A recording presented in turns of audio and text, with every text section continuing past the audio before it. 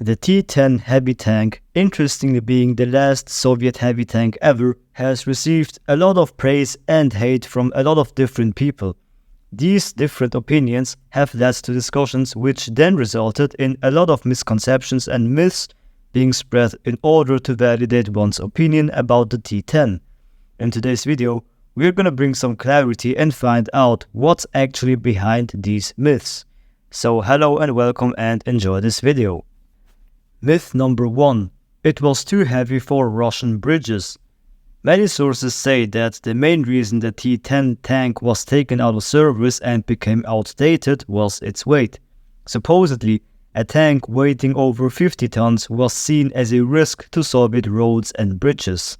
This isn't true. It's actually a problem which affected the IS-4 tank back in the 1940s, not the T-10. Also, by the 1960s, NATO tanks like the M60 Patton and the Chieftain were about as heavy as the T-10. Even in the 1950s, when the US and the UK used their own heavy tanks based on World War II designs, the M103 and FV104 Conqueror, these tanks were actually heavier than the T-10, but were still deployed in Europe and Southeast Asia. The real issue was that the Soviets relied a lot on trains to move heavy loads across their large country, and rail cars had weight limits. This is still a requirement today, which is why the T-14 Armata, for example, only weighs 48 tons. Regarding why the T-10 became outdated, Steven Sewell cleared things up in his article Red Star, White Elephant, published in the July 2002 issue of Armor magazine. You can find this article on Google. After thoroughly studying many declassified Soviet papers and documents about Red Army heavy tanks, he discovered that Nikita Khrushchev was actually the main hater of the T-10. In 1960, Khrushchev was shown 3 tanks, the T-10M, the prototype T-62 and the prototype T-64, each representing the top Soviet tank designs from different bureaus. Khrushchev was already a fan of anti-tank missiles, and he was most impressed with the T-64 and its potential. However, he insisted that the Red Army focus on anti-tank missiles and medium tanks with carousel autoloaders instead of having many different types of tanks. The T-10M? No more heavy tanks, Khrushchev demanded. In short, the T-10 was phased out because it didn't match the Soviet ideas on modern tanks and anti-tank weapons at the time. Based on Sewell's research, when Leonid Brezhnev replaced Khrushchev, the tank designer Kotin managed to push for continued production of the T-10M until 1966. Myth number 2. The T-10 never saw combat. Now, this is technically true, but at the same time, it technically isn't. You see, some sources claim that the T-10 was exported in small numbers to Egypt and Syria, while other sources say it was never exported at all. The truth is, after looking into the history of Kotin's IS tanks, it turns out that the T-10 was only kept by the Red Army for its GSFG, Group of Soviet Forces Germany, divisions, and was never shared with its allies. The T-10 didn't show up during the invasion of Hungary. It also wasn't used in North Vietnam, the Sinai, or at the 38th parallel. But the T-10M was used during the 1968 invasion of Czechoslovakia. So technically it did see combat. Only to a limited extent though. Only when the Soviets invaded Afghanistan in 1979, the T-10 had been taken out of service and stored away. Myth number 3. The T-10 did see combat in the Middle East. No, it did not. Many writers got this wrong when they confused the T-10 with the IS-3 heavy tanks which were sent to Syria and Egypt in the 1950s. Israeli Shermans and Chieftains struggled against these Soviet tanks, but photos from the Six-Day War showed that quite a few IS-3 tanks were destroyed, but no T-tanks were involved in those battles. Myth number 4. It was overall a lousy tank. Nope. When the T-10 first came out of the Chelyabinsk-Kirov factory, no other tank in the world had as much firepower or armor. Its only downside was that it was pretty slow. Think about it. If the T-10 had to go up against a NATO tank in the late 1950s, Around the time it was upgraded to the A and B versions, it would have faced American M47 or M48 tanks with the weaker M41 90mm guns. The T-10's thick armor on the front and turret could take direct hits from these guns without much trouble. Even the British Centurion couldn't match the T-10's firepower and armor. But to be fair, NATO tank guns back then had pretty good range and optics, and their interiors were better designed for combat. Even though the T-10 was big and spacious, the way its main gun ammo was stored and the poor Soviet ergonomics made it a tough and uncomfortable tank to drive and fight in. But even with its flaws, the T-10 was still a serious threat for anyone facing it. Myth number 5. The T-10 was the ultimate best tank. Well, no. Sure, the T-10 looked evil and had a powerful main gun, but it did have its drawbacks. The issues with its gun and how they affected the crew have been covered in detail. The same powerful rifle gun had limited range, frustrating ammo storage, and bad optics that had to be replaced with every new version. And it was slow. Also, the original T-10 A and B models didn't have any NBC protection. Unlike the T-55 and the tanks that came after it, the T-10 couldn't even cross rivers with a snorkel until this feature was added in the 1960s. Myth number 6. Not many T-10 tanks were built. In the last years of the Soviet Union, even Gorbachev and his Politburo reportedly had no idea how big the USSR's annual defense budget was or how much of the national GDP it took up. The Soviets ran a police state, based on secrets and propaganda, where statistics could be just as misleading and censored as official statements.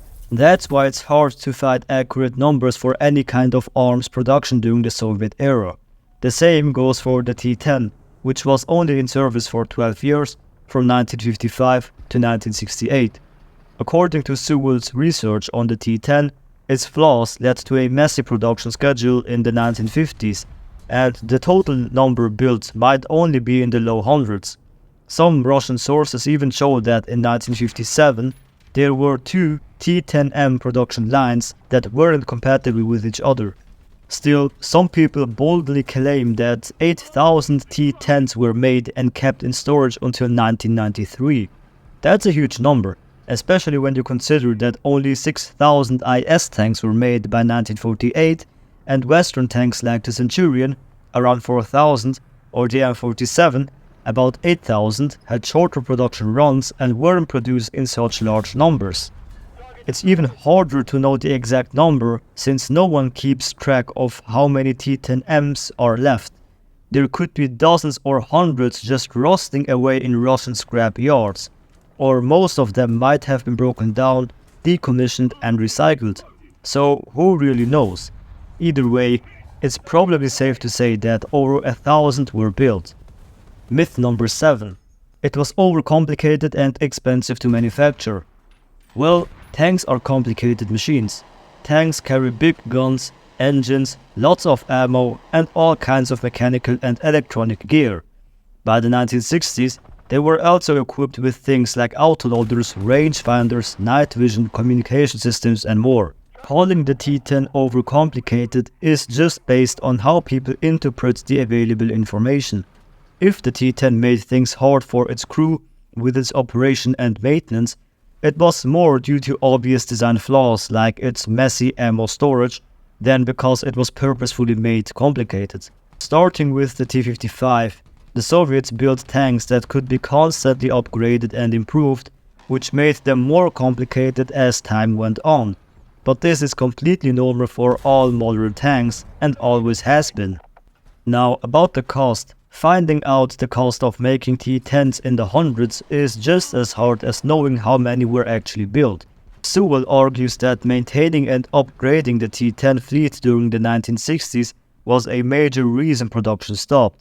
It was just too expensive, especially when thousands of T-55s could be made instead. Maybe the biggest weakness of the T-10 wasn't its parts or features, but its designer, Cotton. Since working on the original KB series in the late 1930s, Cotton was a strong supporter of the heavy tanks that helped win World War II or the Great Patriotic War as the Russians called it. The problem was that the success of the IS-2 led to some pretty crazy tank designs like the Object 260 or IS-7 that weighed 60 tons, or the Object 279 with 4 sets of tracks. As long as Cotton's design team stuck to the IS-2's style, their future tanks had impressive capabilities but often missed the basics like a proper engine or safe ammo storage. In the early 1960s, Cotton even developed a prototype anti-tank missile carrier using a heavy tank chassis, but like many missile tank prototypes of that time, it never made it into production. Myth number 8. The Soviets hated it. This is mostly just guessing. For at least 10 years, the T-10 was technically the most powerful tank in the Red Army, unless we find a diary from a tanker calling the T-10 a total piece of junk. It's fair to say that it was a war machine built for its time with its own strengths and weaknesses. To be clear, some Soviet generals and politicians saw it as an important breakthrough tank, while others, like Khrushchev, thought the T-10M was outdated. Many others, including engineers and tankers in the Soviet military-industrial complex, felt the same way. So saying that the Soviets hated the T-10 would be just as wrong as saying that they loved it. Myth number 9. The Chinese built their own T-10s. This is also not true. The T-10 was never exported outside the Soviet Union. The only heavy tanks the Chinese People's Liberation Army ever got were a few IS-2s they received from the Soviets in the late 1940s and early 1950s. The Chinese never built their own heavy tanks either. They were able to make copies of the T-54, but the Cultural Revolution and its impact on the economy set them back decades in military technology. This left the PLA stuck with their T-54 copies and similar models until the 1990s. Even today, most of the PLA's tank fleet is made up of Type 59s and Type 69s. It wasn't until the 2000s that the PLA got its hands on modern third-generation main battle tanks. Myth number 10. NATO heavy tanks were superior. Now I'm going on thin ice because the East versus West conflict, especially when it comes to tanks, is very controversial, but I would rather call it interesting. The threat of Soviet heavy tanks after the war, especially the IS-3, pushed the US and Britain to develop their own tanks to take on these red beasts. The UK ended up with the FV-214 Conqueror, a 59-ton tank with a 120mm gun. It was the closest any Western heavy tank came to facing off against its Soviet rival. But only 159 Conquerors were ever built, and only some of those were sent to strengthen NATO forces in West Germany. The Conqueror had plenty of its own issues. Like the T-10, its speed, reliability and weight weren't as impressive as it looked. It did have a more advanced hunter-killer system, but it also had a cramped loader station, a big profile and a weak engine. For example, the T-10 had a power-to-weight ratio of 13 horsepower per ton, while the Conqueror was lower at just 10 horsepower per ton. By 1966, the Conquerors were pulled out of service and never seen again. The same thing happened to the 56-ton M103, which was designed around the same time. Only 300 M103s were made between 1957 and 1974, mostly for the Marine Corps. The M103 never went up against the T-10. The M103's design wasn't great either. It had a 120mm main gun that required 2 loaders, plus a gunner and a commander. The Marines finally got rid of it in 1974. The issue with heavy tanks was that Cold War technology made them unnecessary. On paper, the T-10, Conqueror and M103 were pretty evenly matched, and they all had similar flaws. One clear advantage of the T-10 was that many more were produced, and based on the data, it probably would have won in a tank duel from a mile away. But there was never a real tank battle between the T-10 M103 and Conqueror. Anyways, that was all I had to say for today's video. I hope you enjoyed it. If you think I said anything that is not right, or you think I should have added any additional information to this video, please let me know in the comments and share your knowledge. Besides that, thanks for watching and I'll see you in the next video.